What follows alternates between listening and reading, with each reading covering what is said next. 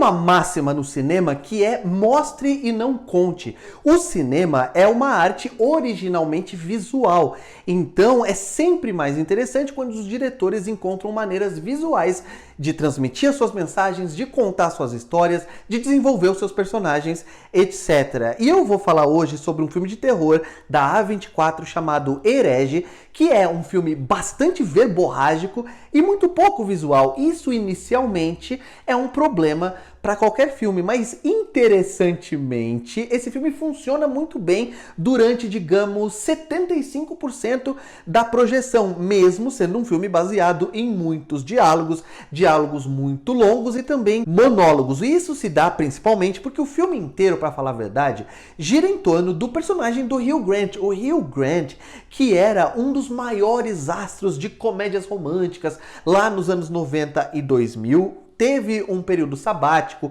quase se aposentou ou chegou a se aposentar, não lembro, e recentemente ele tem voltado para as telas fazendo escolhas que eu considero muito divertidas, não só quando ele faz vilões dos filmes do Guy Ritchie, por exemplo, ou quando ele usa um humor cômico muito bom e muito inesperado no Paddington 2, para dar outro exemplo, ou então aqui os monólogos dele, os diálogos, a maneira irônica com a qual ele vive esse vilão é tão boa que a gente acaba ficando preso a ele. E tem outro fator, que é o fato de o que está sendo dito ter um caráter enigmático o suficiente para a gente estar se perguntando o tempo todo para onde a gente está indo, o que está acontecendo, do que essa história se trata, quais são as revelações que nos esperam, e isso nos mantém interessados, mesmo que a resolução de tudo isso, as surpresas que o filme vai nos apresentar lá no terceiro ato, não estejam no mesmo nível do que veio antes. As jovens Mormons Irmã Barnes, Sophie Thatcher e Irmã Paxton, Chloe East, saem para evangelizar e acabam presas na casa do eloquente Sr. Reed, Hugh Grant, que passa a desafiar sua fé em jogos retóricos que logo revelam intenções sombrias. O filme começa propondo um jogo de gato e rato em que esse personagem enigmático, que a gente já sabe que vai ser um vilão, usa do seu tom de voz sedutor, do seu jeito simpático e às vezes irônico, mais doce e atraente, como a gente sabe que o Hugh Grant sabe fazer, mas ao mesmo tempo o ator é inteligente o suficiente para nos deixar sempre duvidosos, sempre com o pé atrás em relação a ele, porque ele mistura essa simpatia, que muitas vezes é exagerada, com um jeito meio creepy, meio sinistro, meio esquisitão, que obviamente vai se revelar uma coisa muito ruim para essas meninas mais lá pra frente. E o filme tem no seu centro uma discussão interessante para mim sobre religião. Eu acredito até que quando os diretores, que também são roteiristas do filme, que são o Scott Beck e o Brian Woods, criaram esse roteiro, a primeira coisa que eles pensaram, eu acredito, foram as discussões filosóficas sobre religião que esse cara vai propor para aquelas duas evangélicas, para aquelas duas mormons. Ele vai propor discussões, ele vai propor jogos que muitas vezes vão assumir o tom, vão assumir inclusive a estrutura de pregações, ou seria de palestras, ou seria de um ensaio sobre a história e a cultura das religiões. Tem momentos em que só faltou ele levantar ali, pegar uma lousa e um giz e começar a escrever sobre o que ele estava falando. Tem ali aquela história que ele conta comparando a história das religiões monoteístas e as versões de Monopoly, que eu me diverti muito, que é muito legal, mas como eu falei, num filme, normalmente isso seria um problema, porque tem um cara ali falando aquilo que os roteiristas querem falar. As mensagens, ou pelo menos as discussões sobre religião que os roteiristas querem propor para o espectador, aquele personagem está propondo para as outras duas. Mas isso funciona, como eu falei, porque o filme é inteligente o suficiente para mostrar pra gente que tem algo por trás daquele cara e a gente não sabe o que é. E quando isso acontece, é claro que você quer descobrir, mesmo que você saiba que vai ser muito ruim para as duas. As duas atrizes são muito boas também. Eu gostei principalmente da Sophie Thatcher, que eu achei muito mais forte, muito mais intensa do que a Chloe East, que tem até mais participação no filme, tem até mais tempo de tela que a colega. Eu gosto muito da dinâmica entre esses três atores. Esse é um filme de câmara, é um daqueles filmes que vão te colocar em um único cenário e 99% da produção vai se passar ali dentro, que é na casa desse cara, primeiro na sala e depois pouco a pouco a gente começa a conhecer outros aposentos. É uma casa bastante simples, bastante impessoal. Ele mente para elas ali no começo que ele tem uma esposa. A gente sabe que é mentira porque a casa tem pouquíssimos objetos pessoais. É uma casa realmente de um cara solteirão ali de 60 e poucos anos,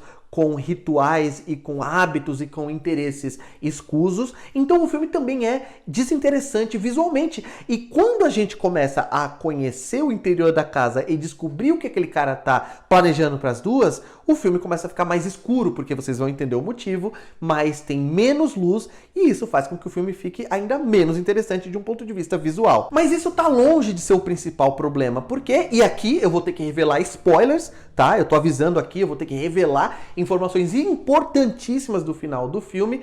Quando a gente entende que o que aquele cara tá fazendo é capturar pessoas ali na casa dele e naquele complexo imenso que ele construiu atrás, para baixo da residência dele, e ele tá trazendo essas pessoas que são pessoas religiosas para fazer um exercício também de religião numa espécie de seita, onde ele seria uma espécie de Deus controlador ali daquelas vítimas sequestradas, vivendo naquelas condições terríveis. Você começa a entender aquilo e, em primeiro lugar, a revelação é xoxa. Tem alguns momentos em que o filme parece não confiar muito na resolução da história e aí ele começa a liberar dicas de que pode ser outra coisa, mas na verdade não é. Quando o filme pareceu indicar que seria sobre simulação, né? Que o filme mostraria que eles estão numa simulação. Isso me empolgou. Falei, caramba, será que o filme vai ter culhão? Será que o filme vai ter coragem de ir nesse sentido? E na verdade não foi. Na verdade a resolução foi a mais simples possível, né?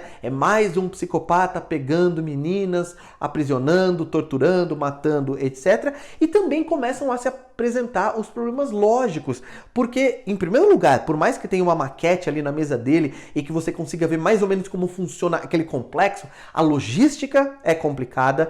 E você também pensa, será que ninguém denunciou esse cara antes? Como assim? Só agora, depois de ele fazer isso tantas vezes, mesmo a gente sabendo que ele está repetindo esse procedimento, né, de pegar meninas que iam visitar justamente para oferecer ali a salvação, pregar o evangelho para ele, mas se a igreja dessas meninas sabe que elas estão lá e vão atrás delas, e é assim que ele quase é pego, como assim as pessoas das igrejas dessas outras mulheres, ou conhecidos, ou parentes, ou seja quem for, não as encontrou, não foi procurar anteriormente? É um pouco difícil acreditar na resolução dessa história e que realmente aquilo teria acontecido daquele jeito. E voltando pro começo do filme, quando eu falo que esse é um filme muito verborrágico e pouco visual, em alguns momentos isso acaba se tornando um problema.